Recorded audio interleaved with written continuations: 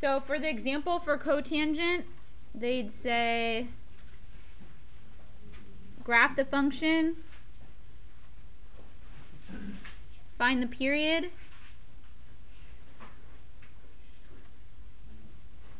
phase shift, and vertical shift.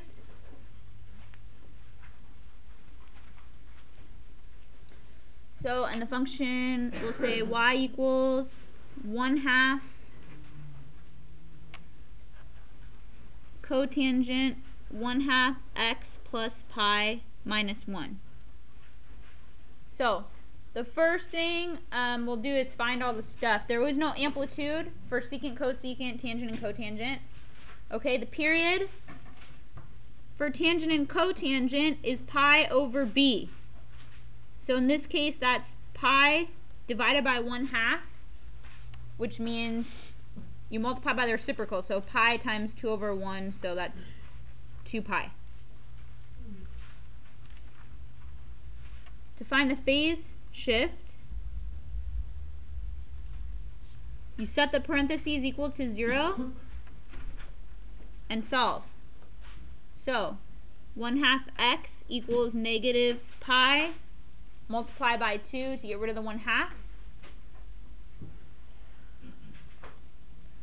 So x equals negative 2 pi.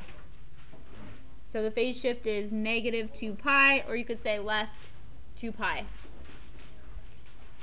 The vertical shift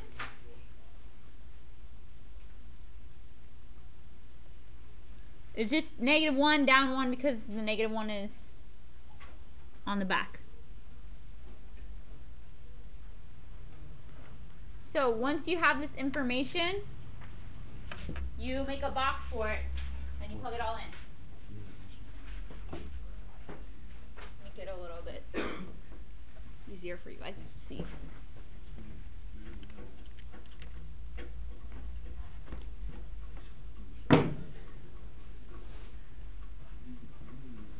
Okay, so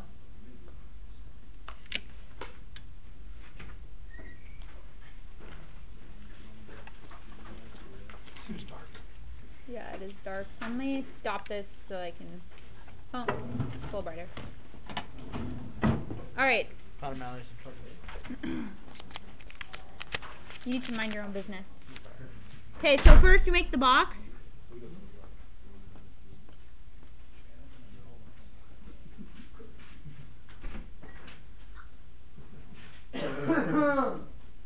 And you have 0, 1, and negative 1, and on the bottom 0,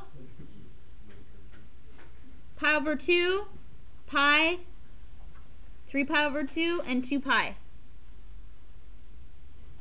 Okay, so for cotangent, the asymptotes are at the end and in the middle of the box. So you draw in the asymptotes. And then you draw in the shape, which is a cubic function that looks like this.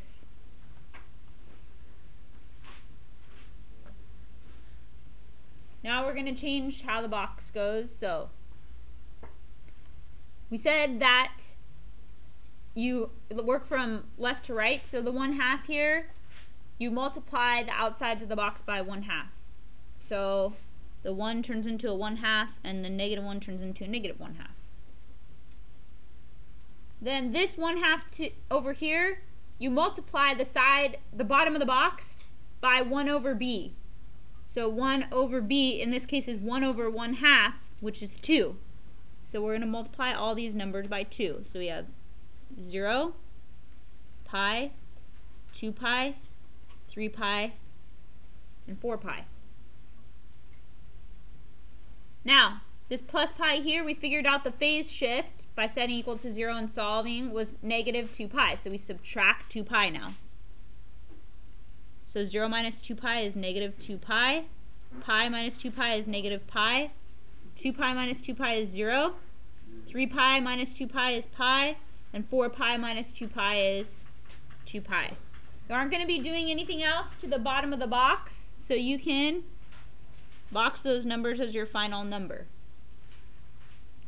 Because the bottom of the box is, all the stuff to do with the bottom of the box is inside the parentheses. The side of the box is outside of the parentheses. The last thing is a vertical shift, -1, so what do? You subtract 1 from each one of the side numbers.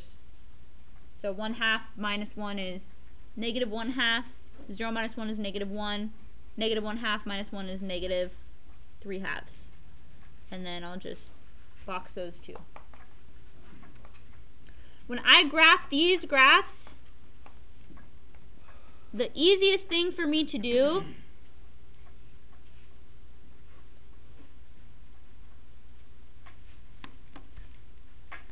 is to dot in the asymptotes first. Can you fix the lighting?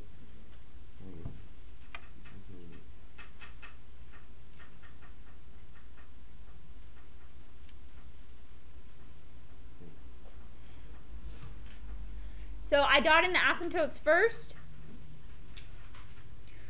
So, and then this will be like, I'll make these by 1/2. So this will be 1, and this down here will be -1, -2. And then each one of these, I'll make them equal to pi because these are pi apart on the bottom. So pi, 2 pi, and so on. This is -pi, -2 pi. So at -2 pi, there is an asymptote, so I'm going to draw an asymptote right here. At 0, there's another asymptote, so I'll leave my asymptote there. And then at 2 pi, all the way over here, there's an asymptote, so I dot in my asymptote. Once I have my asymptotes dotted in, I notice that the central point is going to be at -1, and then I can just draw my cubic graph as best as I can. So the central point is the point halfway in between here and here, and it's at -1. So go down to -1, put in my central point, and then just draw my cubic graph. Here's the central point in between the two asymptotes. The central point's at -1 because -1 is right here. Then I draw in my graph.